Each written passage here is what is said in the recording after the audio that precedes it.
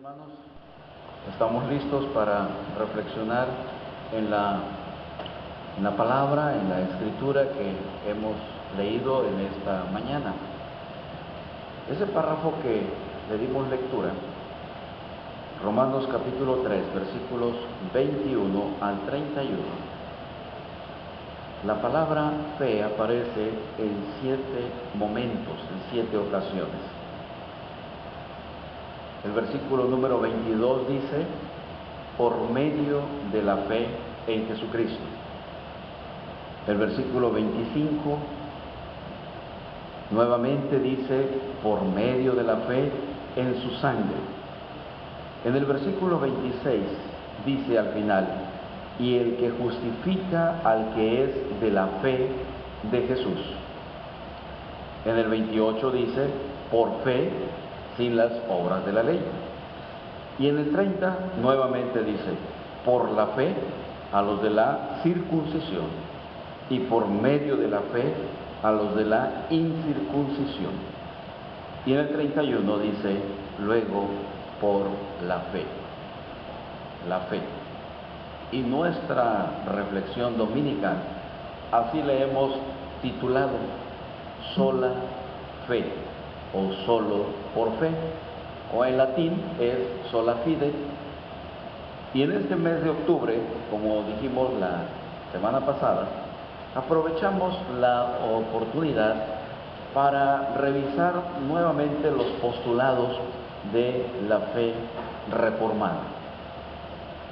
En el mes de octubre de 1517, un monje agustino llamado Martín Lutero colocó sus 95 tesis en la puerta de la capilla de Wittenberg, en Alemania, en donde manifestaba su oposición en contra de lo que se enseñaba en sus días respecto a las indulgencias. El problema de fondo detrás de todo esto era lo siguiente: ¿cómo una persona pecadora puede ser admitido o recibido como justo delante de un Dios santo? Fundamentalmente esta era la preocupación, esta era la inquietud.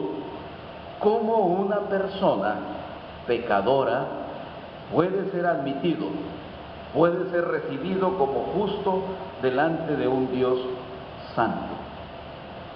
¿Cómo las personas pecadoras, como usted y como yo, podemos aspirar a tener una relación con Dios que perdure, que sea eterna? Y en los días de Martín Lutero, la enseñanza oficial consiste en que a través de sus buenas obras, la persona se hacía merecedora de estar con Dios en la gloria. Desde luego que era importante la fe, se hablaba del sacrificio de Jesucristo por los pecados, se hablaba del arrepentimiento, pero a todos estos elementos era necesario agregarle las buenas obras del individuo para ganar su lugar con Dios. Entonces, en 1517 la pregunta era, ¿cómo puede ser justificado el ser humano delante de Dios? ¿Cómo puede ser declarado o considerado como justo o como recto una persona delante de Dios?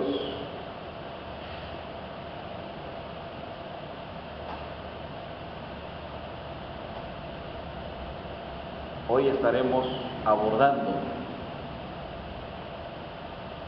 otro de los énfasis de la Reforma y que se ha conocido como la sola fe. Recordemos la pregunta clave: ¿cómo una persona pecadora puede ser considerada justa o recta delante de un Dios santo? Y la respuesta oficial en los días de la Reforma básicamente consiste en que tus obras te hacen merecer el título y la condición de justo.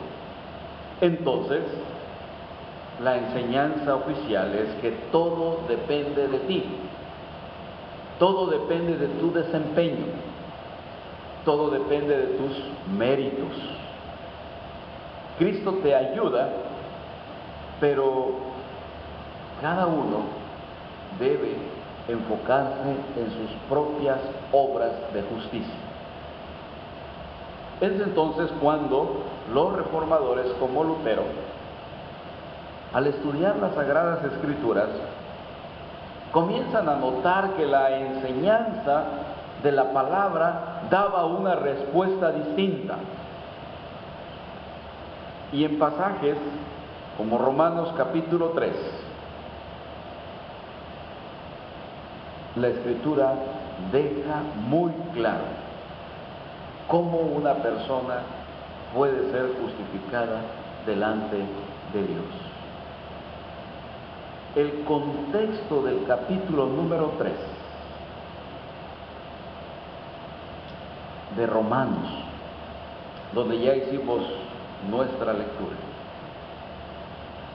nos deja muy claro que ningún ser humano es digno o merecedor de ser considerado justo delante de Dios. El escritor sagrado a los romanos considera una expresión de los salmos que dice: no hay justo, ni aún uno. Los judíos pensaban que, observando la ley de Moisés, podrían ser considerados justos delante de Dios. Sin embargo, los dos primeros capítulos de Romanos, el apóstol San Pablo está demostrando que no importa si eres judío o gentil, el cumplimiento de la ley de Moisés no te hace merecedor de la gloria de Dios. Entonces, por eso Romanos 3:23 dice: por cuanto todos, judíos y gentiles, por cuanto todos pecaron, están destituidos de la gloria de Dios. La única manera en que pudieras ser justificado por tus obras buenas es cumpliendo la ley de manera perfecta y sin falta alguna. Porque si fallas en un mandamiento, aunque sea por un instante, todo lo demás se echó a perder por esa única falta. No hay entonces una obediencia parcial, porque la obediencia parcial es desobediencia. Se exige una obediencia perfecta, y desde luego que el único que cumplió de manera perfecta solamente es Jesucristo. Por eso, cuando quieres justificarte por medio del cumplimiento de los mandamientos, cuando quieres justificarte a través de tus obras, el apóstol San Pablo te recuerda: no hay justo, ni aún uno. Todos están destituidos de la gloria de Dios, porque nadie puede cumplir perfectamente la ley de Dios.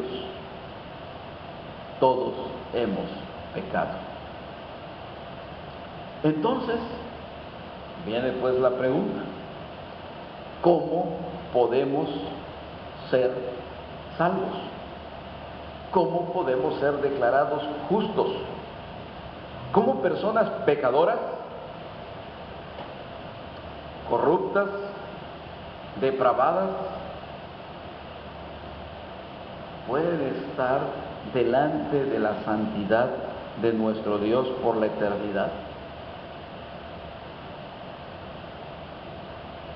Y los versículos 21 y 22 comienzan a darnos la respuesta. Pero ahora, aparte de la ley, se ha manifestado la justicia de Dios, testificada por la ley y por los profetas. La justicia de Dios por medio de la fe en Jesucristo, para que todos los que creen en Él, porque no hay diferencia.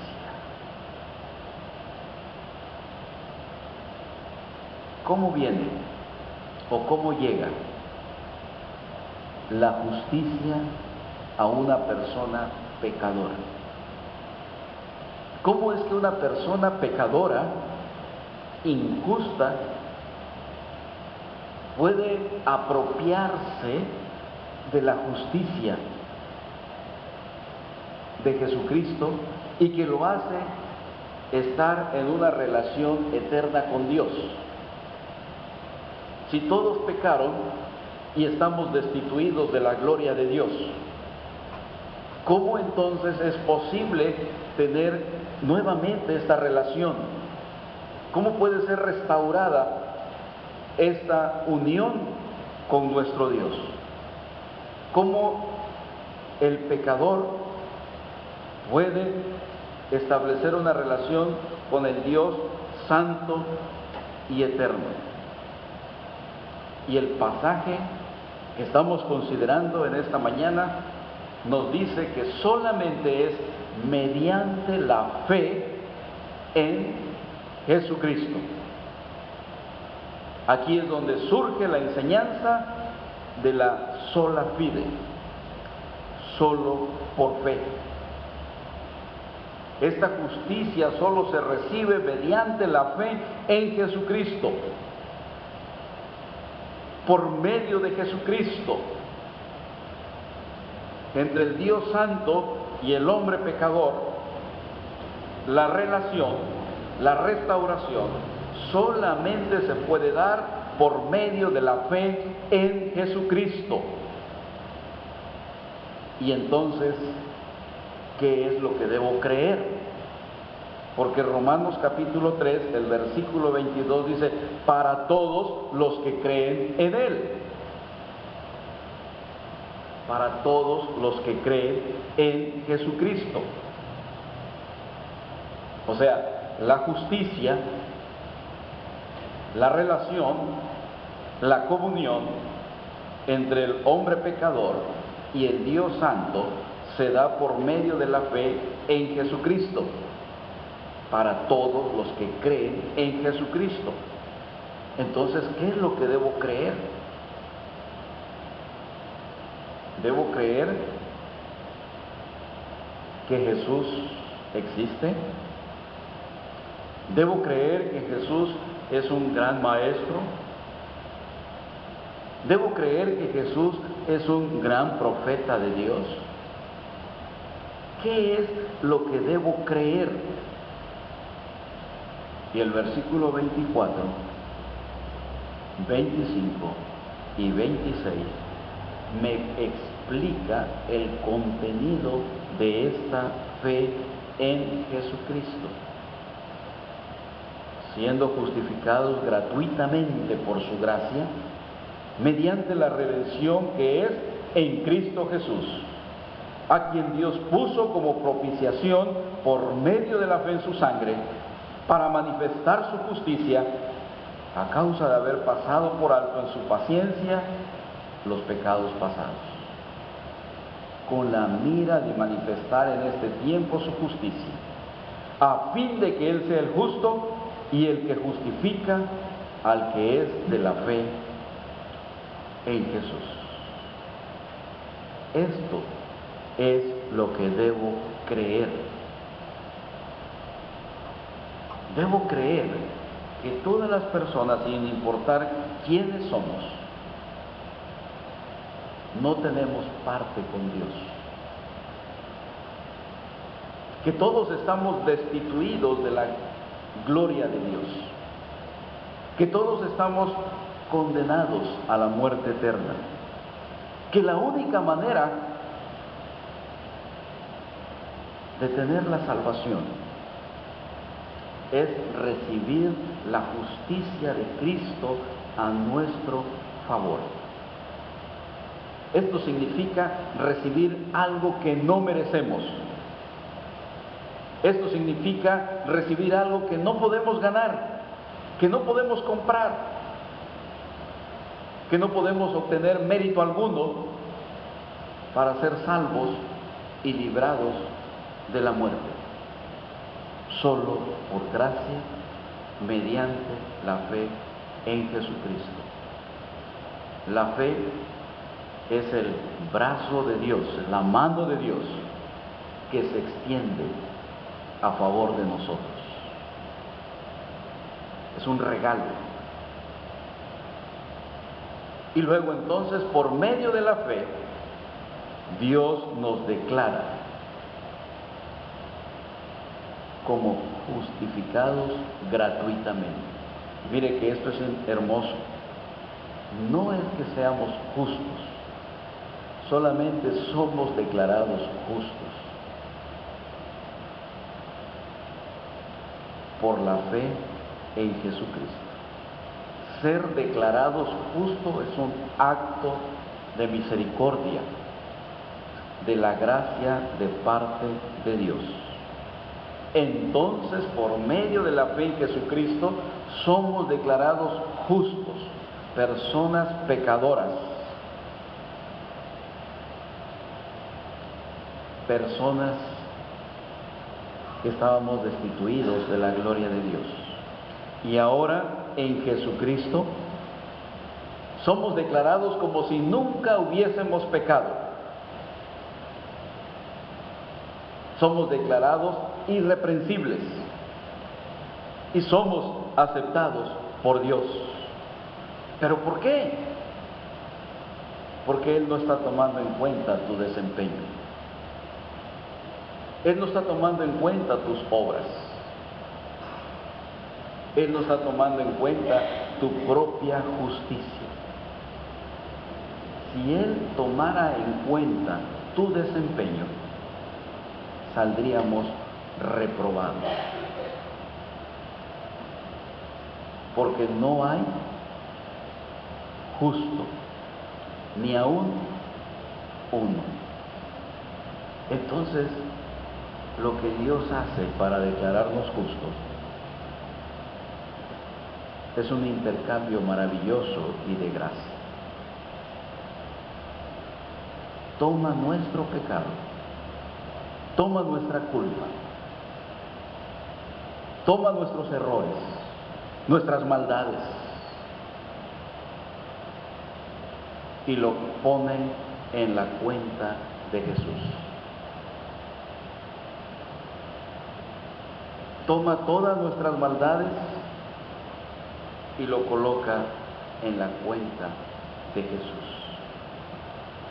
Y la rectitud de Jesús, la obediencia perfecta de Jesús, la santidad de Jesús, ahora es acreditado a nuestro favor. Esto se conoce como la imputación. De tal manera entonces que ahora el amor, la gracia, la santidad de Cristo es adjudicada a nuestra cuenta, y por eso en Cristo somos declarados justos, en Cristo somos salvos, en Cristo somos perdonados, porque la justicia de Jesucristo ahora está a favor de nosotros. Y esa justicia se recibe por medio de la fe. Este fue el énfasis de la Reforma Protestante. La salvación, la justificación, la vida eterna solo se recibe por fe, que no lo merecemos, que no lo podemos comprar, solamente hay que creer en Jesucristo, solo por fe. Entonces, la fe es el medio para recibir la justificación de parte de nuestro Dios. Bien, ¿y ahora qué implica toda esta enseñanza a nuestras vidas? Por medio de la fe ya somos salvos, somos perdonados. ¿Y qué implicaciones tiene la sola fe para nuestras vidas? Inmediatamente el apóstol Pablo dice en el versículo 27, ¿dónde pues está la jactancia? Queda excluida. ¿Por cuál ley? ¿Por la de las obras? No, sino por la ley de la fe. Concluimos pues que el hombre es justificado por fe sin las obras de la ley. Lo primero que debemos reconocer es que si somos salvos por medio de la fe en Jesucristo, se derriba cualquier orgullo personal, porque recibimos por gracia las bondades de Dios, que no has hecho mérito alguno para recibir el regalo de Dios. Debemos entonces vivir con un profundo sentido de humildad delante de Dios y de las personas que están a nuestro alrededor, porque no somos mejores que nadie. Si algo hemos recibido, solamente es porque Él tuvo gracia y misericordia para con nosotros y nos amó cuando no lo merecíamos. Y nos concedió creer en Jesucristo para recibir la justicia que es de la fe.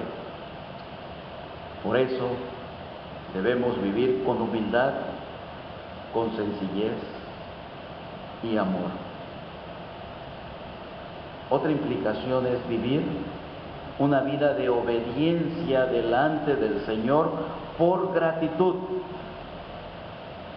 no por culpa, no por miedo. Hay ocasiones en que pensamos que debemos de hacer cosas buenas para nuestro Dios. Y entonces comenzamos a realizar cosas buenas, porque quizá Dios está enojado con nosotros, o porque quizá Dios nos está castigando. Y cuando fallamos en algo, sentimos culpa. Y pensamos que solo lo podemos pagar haciendo más cosas para Dios. Lo que queremos decir esta mañana es que la obediencia a Dios